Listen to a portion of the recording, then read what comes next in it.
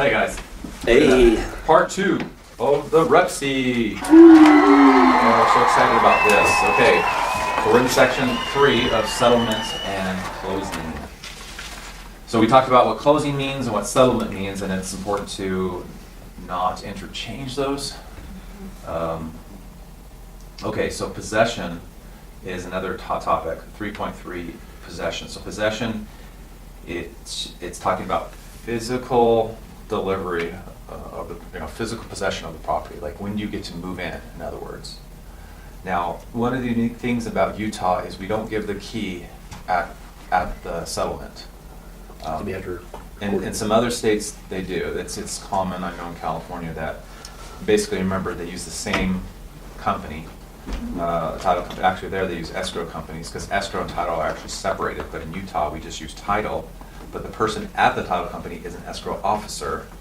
So they do both. There are two different licenses, escrow and title. But in Utah, we just use a title company, where again, most other states use escrow. And then a title company is a service that escrow hires to insure the property. And then the escrow is the one that balances all the books, right? The settlement statements. Interesting. And before, like the mortgage companies would have their own escrow company, so people would be closing escrow at the mortgage office. So it's more common in other places. They say that, oh yeah, we're in escrow, and that refers to the idea that we're under contract in escrow. But we don't really have that phrase here too often because of our legitimate laws. So possession again takes place upon. This is where you get to decide.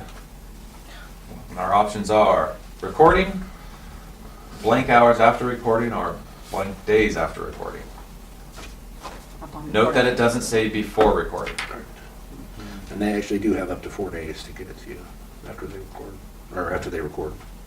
They have 4 days to record after everything. So it's important to note that you have up to 4 days to close, and then once it records, it's closed.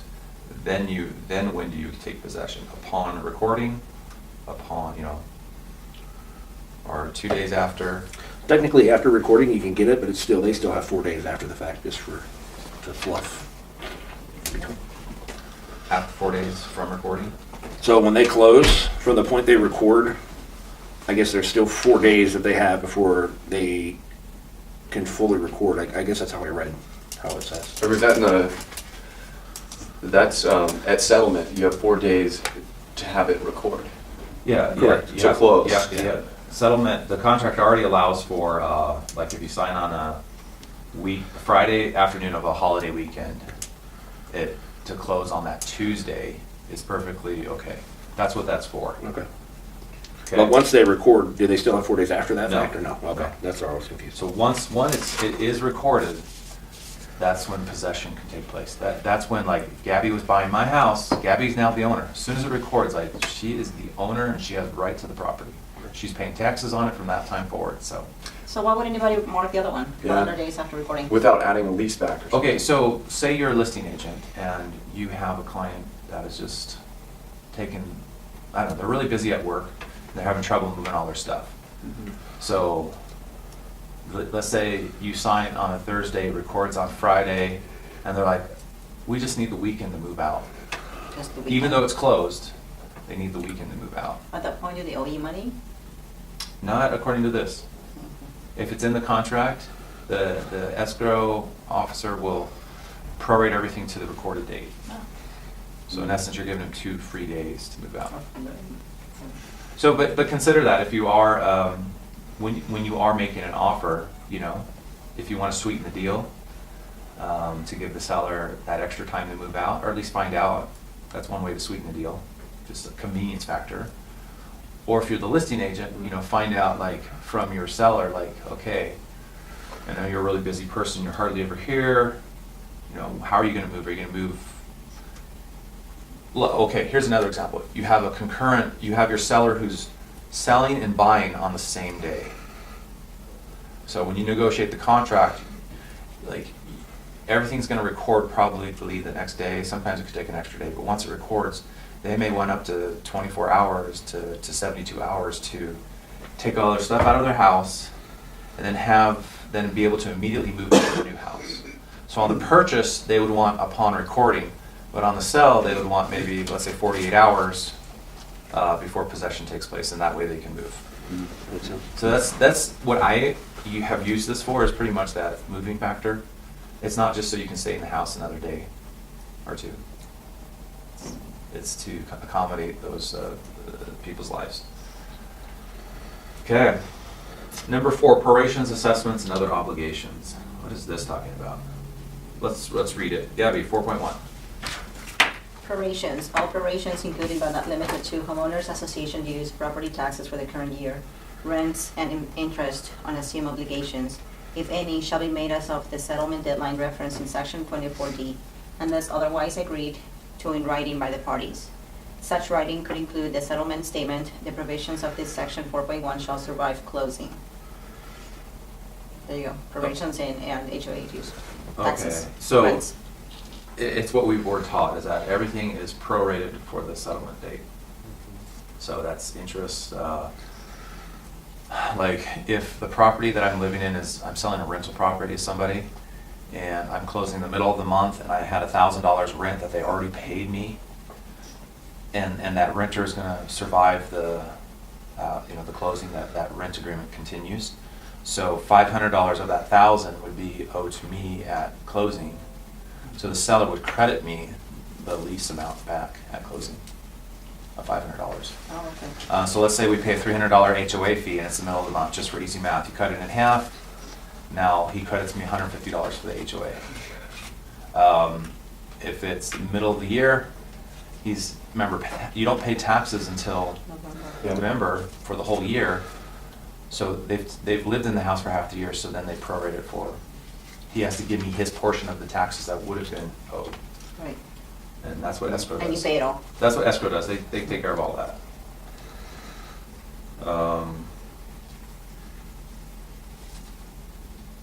So special assessments are a little different, 4.2. Chris, you want to read that one? Sure. Any assessments for capital improvements as approved by the Homeowners Association pursuant to HOA governing documents, or as assessed by a municipality or special improved district prior to the settlement deadline, shall be paid for by seller, buyer, split equally, or other. Explain. Okay, so do you guys know what that means? Basically, if there's a special setup that the HOA has something set up on there, and when they buy the house, they have to have it improved before they continue to get the house. They have to put an amendment in, which is a special assessment for that. Yeah, so What do you mean they have it when in? I was selling an Arbor's condos up in North Provo, the HOA was talking about getting the roof fixed. They don't have enough money for the roof, so they were going to assess everybody $4,200 to pay for a new roof, basically. But they hadn't approved it yet. It was just discussion. So the assessment was never formalized. So when we sold the condo, the seller who on this section said that they had to pay for it, there was never a formal assessment, so they didn't pay for any assessments. But if that assessment was approved by the HOA board and now went out to a letter saying all the owners needed to pay for that, if that letter goes out prior to closing, even though the dues aren't due until after we close, the seller's obligated to pay for it. Right. I know sometimes they do like special assessments for roads, to fix the roads inside the complex. And sometimes it is a high amount of money, and the owners decide to like pay monthly. But when the new buyer goes and buys it, right, the whole thing has to be paid up, even if it was set up monthly, right? Yeah. So the main thing is here, we just decide who's paying for that. The buyer can pay for it, or the seller. You can just mark the appropriate box. In most cases, you mark the seller. Again, unless you have to somehow sweeten the deal. But it's just, that's more tradition, but again, it doesn't, they don't have to. Okay, so 4.3, Andrew, do you want to read that? Yeah. 4.3A and B, go ahead and read both of those. Okay.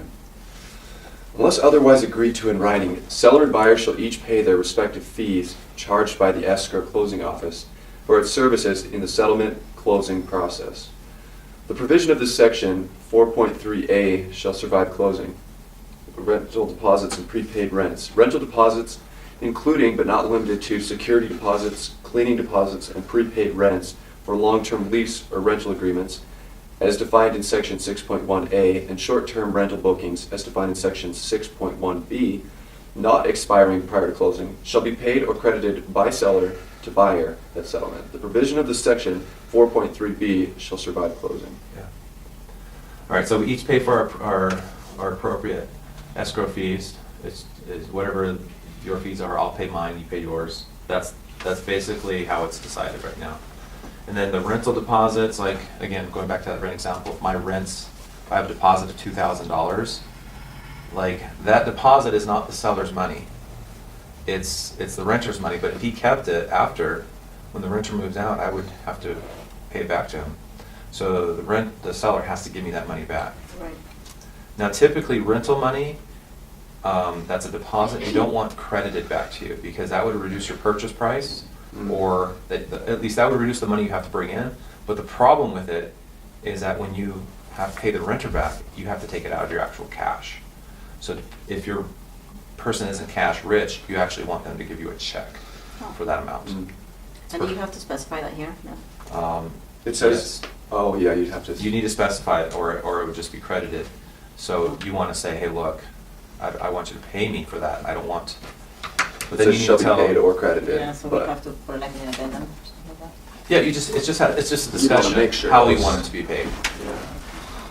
Because it is a deposit, you don't want it to be credited, so you say, hey, pay me, I want to receive that 2,000, and I'll put it into a trust, because technically you're not supposed to spend it, it's supposed to stay in your account. Okay. And now we go back to section C, which is more about HOA and entity fee dues. So this is a change of ownership fees. Okay, Gabby, you want to read again? C, Yep. HOA other entity fees due upon change of ownership. Some HOAs, special improvement districts, and/or other specially planned areas, under their governing documents, charge a fee that is due to such entity as a result of the transfer of title to the property from seller to buyer. Such fees are sometimes referred to as transfer fees, community enhancement fees, HOA reinvestment fees, etc., collectively referred to in this section as change of ownership fees. Regardless of how the change of ownership fee is titled in the applicable governing documents, if a change of ownership fee is due upon the transfer of title to the property from seller to buyer, that change of ownership fee shall at settlement be paid for by seller buyer split equally or other. The provisions of this section 4.3 shall survive closing. I'm surprised actually how expensive some of these fees were. It's ridiculous. Yeah, some of them I've heard of in Daybreak was like 0.5%, or was like even maybe like even 1% of purchase price. It's ridiculous. So- It's just a cheap way for them to get more. So I'll tell you a story. Actually, it was that same Arbor's condo. I was selling it, and I didn't mark. When I presented the offer to the seller, I didn't talk about this fee. Like, I talked about the price, I talked about down payment, I talked about all these other settlement dates, but it didn't occur to me that I should mention that he's obligated to pay the HOA fee. So what do you mark? Well, so it was, when we received the offer, the buyer said the seller will pay the HOA transfer fee. And I didn't think of how much that was. Like, we didn't know the cost of that.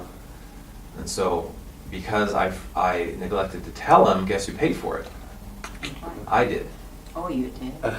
Yeah. Yeah, so you When you mess up, guess what happens? Guess who pays for that? You gotta take care of it. You gotta take care of it. So, you want to know how much that ended up costing me?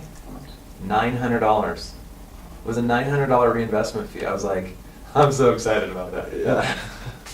So, don't forget, if you're buying or selling something that has an HOA, there is a reinvestment fee, and it would be good to find out what that is prior, so you know what you're negotiating. So as a buyer, if you're gonna guess, just make the seller pay for it. But as a seller, be careful when you're reviewing contracts to see if there's it. Because typically what you're gonna do is you're gonna just say seller, even if there's no HOA, you're just gonna be like, just in case, I'm gonna throw seller in there.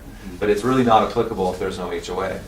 But when there is, just know that that could be $200, it could be zero, there could be no reinvestment, or it could be very expensive like mine was. But the fact is if you don't talk about it to your client, guess who's paying for it? Ding, ding, ding, ding. Yeah, and we're not splitting that. David. You're gonna pay for it. Okay? 50-50. Yeah, I'm not, yeah, anyhow. You live and you learn. You're either earning or you're learning. Okay. So utility service. So buyer agrees to be responsible for all utilities. Okay, so they're basically gonna take care of those. Seller proceeds withholdings. What is this? Go ahead, can you read that, Chris? The escrow closing office is authorized and directed to withhold from seller's proceeds at closing sufficient funds to pay off on seller's behalf all mortgages, trust deeds, judgments, mechanic liens, tax liens, warrants, et cetera. The provisions of this section 4.3 shall survive close. So basically, title pulls the money out after they've done their research to find out what is still liened or owed on the property, and it gets paid out before any dividends are distributed to Yeah. the closing party. So this is the section where it's giving the escrow that power to do that. Giving them the right to do that. I've got the power. What does it mean, shall survive closing? We've actually read that a couple times. It will be on closing time. Yeah, when it records, like that's still in effect, they still have to take care of business. And they work basically according to the contract, so they look at the listing agreement, they look at the MLS, buyer agent commission split, and then they just follow instructions. Confirmation of agency. I want to notice the first paragraph here. Chris, can you read that? So it's section 5. Absolutely. Confirmation of agency disclosure. Buyer and seller acknowledge prior written receipt of agency disclosure provided by their respective agent that has disclosed the agency relationship confirmed below at signing of the Rep C. So basically, the seller's agent, who is the agent of the other side party representing their broker as well as their license number. Typically, they don't put the license number there, they just put the name, right? You can put the license number. Yeah, typically, if you fill it out online, it will Automatically auto-populate. populate. That's what Excel. Like, Okay, look, we're- this is mine, and I just open it up in MLS, and it's already auto-populated my numbers. And then I would say I am the buyer, or, whoever, unless I was representing the seller, but the seller's usually on the contract, so it defaults to buyer. But if you wrote that in and you just put your name and you didn't have that number in there, there wouldn't be any. I mean, I guess there could be two of the same names out there. Yeah, I mean, in order to be If you have thorough, budget. you want to write your number in there. I mean, there is a Chris Simonson broker out there There you go. in Tennessee. I know him. I think one of the things that caught my attention is prior We need one in to, Utah. this isn't an agency agreement. This is just disclosing that they've already signed your agency Saying, hey, agreement. you're working with these people, right? Like, so it basically says that I don't have to show the buyer, I don't have to show the seller's agent my agency agreement. This is the acknowledgement that we've already signed it, and so you just submit that. So you don't have to actually just sign the disclosures. That's why the listing agent also doesn't have to sign, or he doesn't have to present to me his, exclusive right to sell listing agreement. So yeah, to be thorough, we should be writing our numbers in there. Title and title insurance, section 6. All right. Andrew, go read 6.1, the whole thing. Okay. Title to property. Seller represents that seller has fee title to the property and will convey marketable title to the property to buyer at closing by general warranty deed. Buyer does agree to accept title of the property subject to the contents of the commitment for title insurance. The commitment provided by seller under section 7 and is reviewed and approved by buyer under section 8. A. Long-term lease or rental agreements. Buyer agrees to accept title to the property subject to any long-term tenant lease or rental agreements, meaning for periods of 30 days or more consecutive days, affecting the property not expiring prior to closing. Buyer also agrees to accept title to the property subject to any existing rental and property management agreements affecting the property not expiring prior to closing. The provision of this section, 6.1a, shall survive closing. B, short-term rental bookings. Buyer agrees to accept title to the property subject to any short-term rental bookings, meaning for periods of less than 30 consecutive days, affecting the property, not expiring prior to closing. The provision of this section 6.1b shall survive closing. Okay, so they're saying a federal law doesn't allow for the cancellation of rental agreements when real property is transferred. You can't break somebody else's Yeah, contract. so local law can't supersede Something like federal Airbnb. law. What? Like the Airbnb? Yeah. Yeah, that's short-term booking. So if I rented it out to you for 5 days and 3 of those days are after recording, I can't, as the new buyer, I can't kick you out. But it does have to be disclosed to me that there is a renter in place and the lease agreement and the terms. Sometimes on a 30-year, or so let's say they have a month-to-month contract. Sometimes what we've asked is, can the seller ask to give the tenant notice to move out, so that about the time that we're closing, they're going to be moving out, or if not before. Sometimes though, the sellers don't want to give notice until they know that you're actually going to close. So if they're not going to, if you have to waive your earnest money in order to get them to give notice, it's something to consider. So maybe that's after the due diligence and you know your financing is pretty good. So then you waive that, but that means they would still have 30 days to move out, so you'd be roughly 2-3 weeks without With the yeah, the you would be homeless or owning a with the house. roommate? You'd be owning a house, but just can't move in it because of the lease. So those are common scenarios that you'll run into, especially like if you're buying cheaper properties. A lot of those are rentals. And so you're going to have to, so when you make offers, you need to understand what's the lease term before you make an offer. Because let's say the price is perfect, the house is perfect, but it has a 1-year lease on it that started last month. Your client's not going to be able to move into the property, and according to FHA loan, they have to move in order to get the price. Okay, so that brings us to something unique. If you have a lease in place, when will the FHA loan allow you to still claim owner occupancy with a rental? 90 days. Good job, proud of you. Good job, buddy. That's good. I was gonna say 60, so 90. It's 90 days, that's the max. So the lease has to terminate within 90 days. So that technically, I think they call that a short-term lease. So in order to still get FHA owner-occupied financing. So mark that one down. So they don't have to move out. So the renter would, the technicality is the lease has to show that the lease terminates within 90 days of recording. Now, if there's a technicality like they don't want to move out, that's a different story. FHA is not going to persecute you for that one. So you do run into those. So again, what you want to watch for is there a lease on the property? And if there is, when does it end? Month to month, that's more encouraging. Or if you're a listing agent, if they're like, we want to sell the property, and you know that there's a long-term lease in place, it does limit people who you can sell it to, because the owner-occupieds aren't going to buy it if I can't live in it. Okay. Title insurance. This is an important one, because this discusses who's going to pay for that. Okay, where are we on the rotation? We're just going around. Me. Okay, Chris. As settlement, seller agrees to pay for and cause to be issued in favor of buyer through the title insurance agency that issued the commitment, the issuing agent.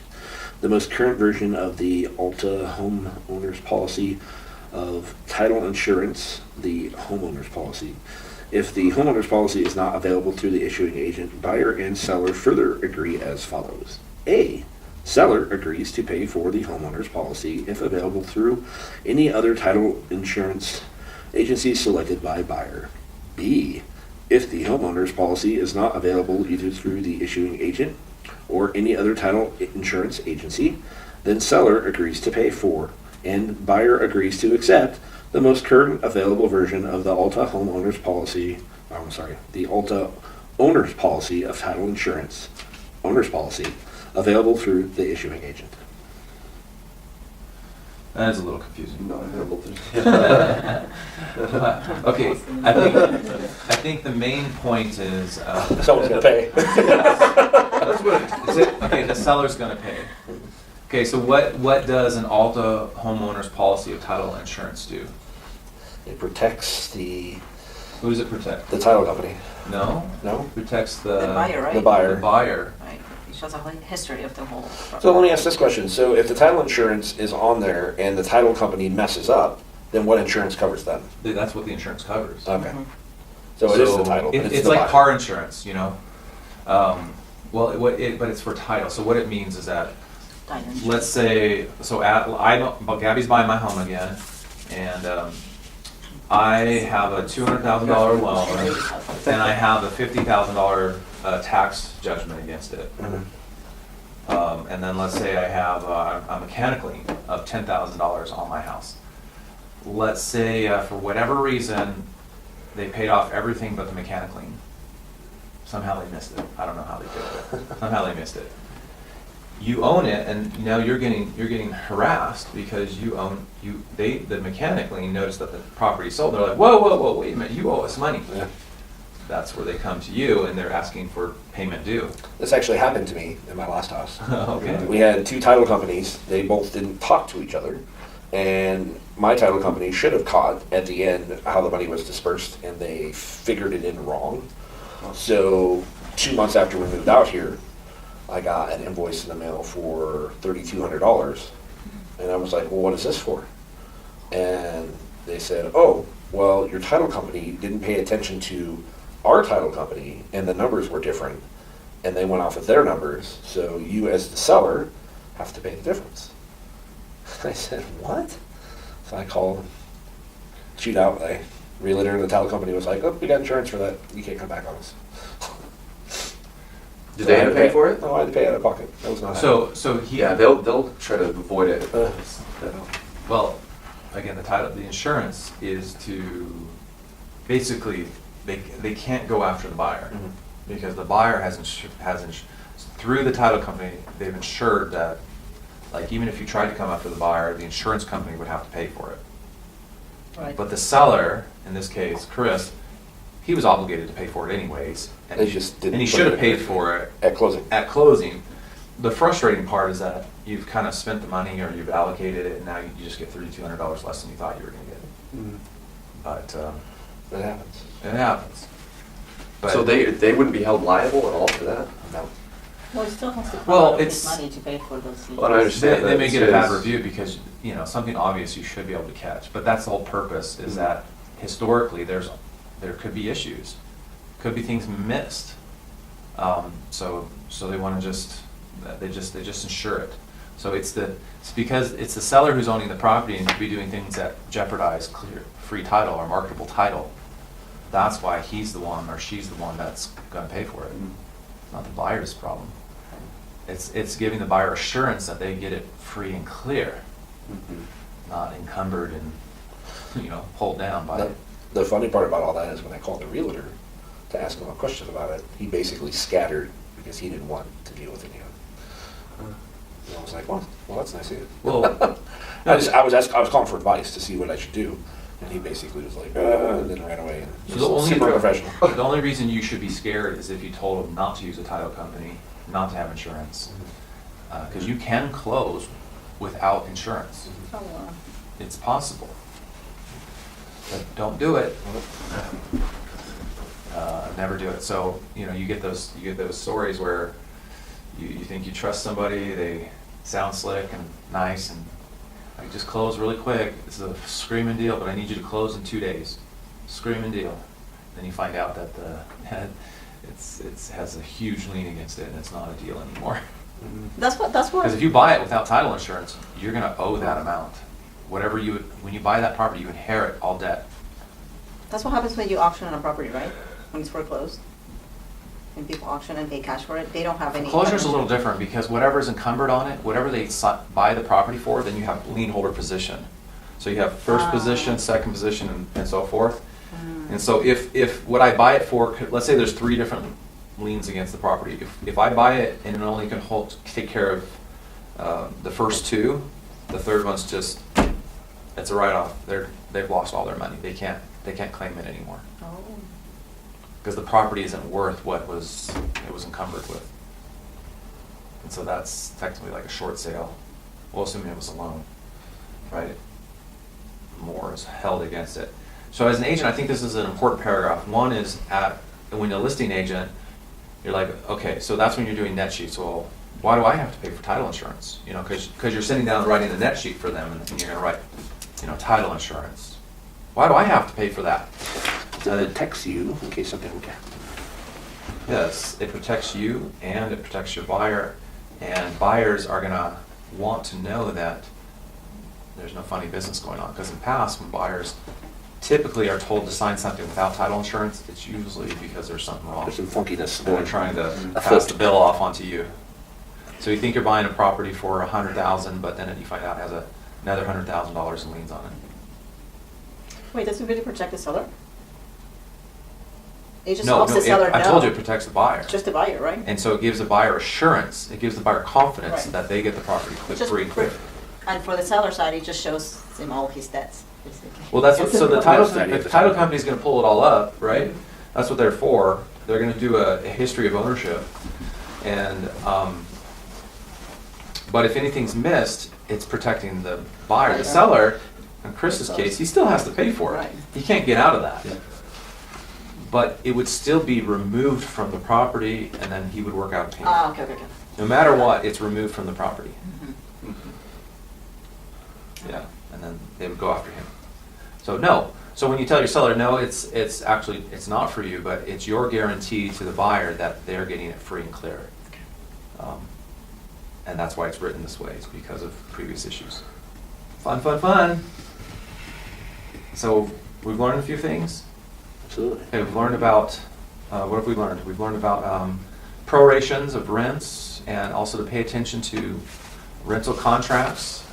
Oh man, HOAs. I learned the hard way about HOA reassessment fees. It sucked. You'll never do that again. You know, I said, title insurance is important to understand because you want to explain to your buyer that it's giving them peace of mind, but it's giving your seller, it's not giving him peace of mind, but it's going to encourage someone to buy his property. All right, seller's disclosures, section 7. Okay, seller's disclosures, I think, who's up? Me. Gabby's up. Can you just go ahead and knock it out? Knock out the whole thing. All of this too? ABC? Oh, yeah, oh, yeah. And section We'd 8. love to hear your voice. Seller disclosures. No later than the seller disclosures deadline referenced in section 24A, seller shall provide to buyer the following documents in hard copy or electronic format, which are collectively referred to as the seller disclosures. A written seller property condition disclosure for the property, completed, signed, and dated by seller as provided in section 10.3. A lead-based paint disclosure and acknowledgement for the property, completed, signed, and dated by seller only if the property was built prior to 1978. Oh, before. So all 1978 and prior? Yes. Okay. A commitment for title insurance as referenced in section 6.1. A copy of any restrictive covenants, CC&Rs, rules and regulations affecting the property. A copy of the most recent minutes, budget, and financial statement for the homeowners association, if any. A copy of any long-term tenant lease or rental agreements affecting the property not expiring prior to closing. A copy of any short-term rental booking schedule as of the seller disclosure deadline for guest use of the property after closing. A copy of any existing property management agreements affecting the property. Evidence of any water rights and/or water shares referenced in section 1.4. Written notice of any claims and/or conditions known to seller relating to environmental problems and building or zoning code violations. In general, the sale or other disposition of a U.S. rental property interest by a foreign person is subject to income tax withholding under the Foreign Investment in Real Property Tax Act of 1980 for a foreign person. A foreign person includes a non-resident alien individual, foreign corporation, partnership, trust, or state. If FIRPTA applies to seller, seller is advised that buyer or other qualified substitute may be legally required to withhold this tax at closing. In order to avoid closing delays, if seller is a foreign person under FIRPTA, seller shall advise buyer in writing and other specify. Okay, thank you, good job. Yeah. Okay, so So I'm under contract right now, so my seller has to provide disclosures by Monday. So the main one is that if it's an older property, the lead-based paint. Now, something about the lead-based paint is that it actually has to be signed with the contract.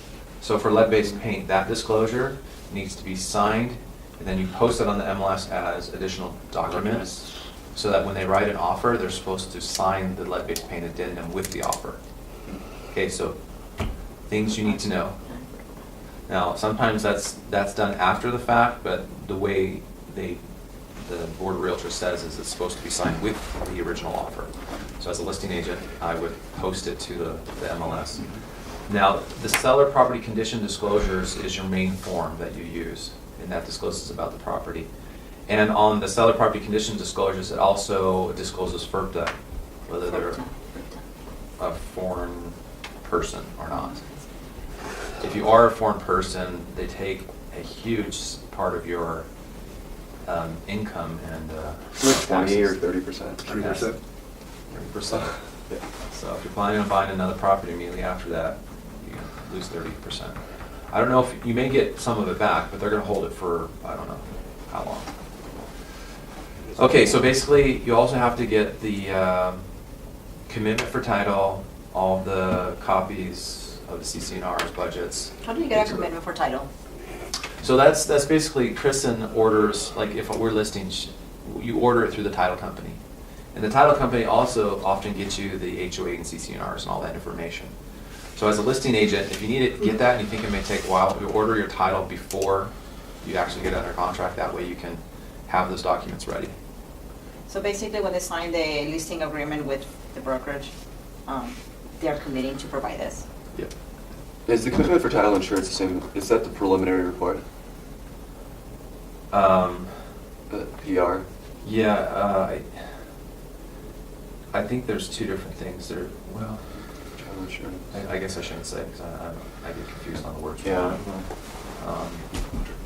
Yeah, there's like, basically you have an early commitment, and then you have kind of one that shows you what encumbrances are on the property, so you see that. I think that's a preliminary report. I'll be honest, I rarely read those. Yeah. Yeah, they're tough. Because usually what I expect See if is it's a that the general title- warranty deed. The reason why I don't necessarily have to read them is because the title company's paid to read them and put together settlement statements. If there's been issues, it's usually the seller that's already told me that there's encumbrances, but I should probably not say it on tape. Cut out that whole section. No. Okay, so this is title, they're in charge of that. Yeah. Well, ultimately your sellers are in charge to get it over, so you got to make sure that, hey, Everything's where's that following the lease? line. I need your copy of your lease. I need the copy of your deposit. I need Okay. what's your booking? Okay, so it's on Airbnb.com. It shows me all your bookings. So can you print that out for me? Are you still marketing the property? Because once you put your house under contract, you need to freeze your Airbnb rental. You can't continue to rent it because it can't unless you get permission to. Like they say, oh yeah, we want to continue to rent as an Airbnb.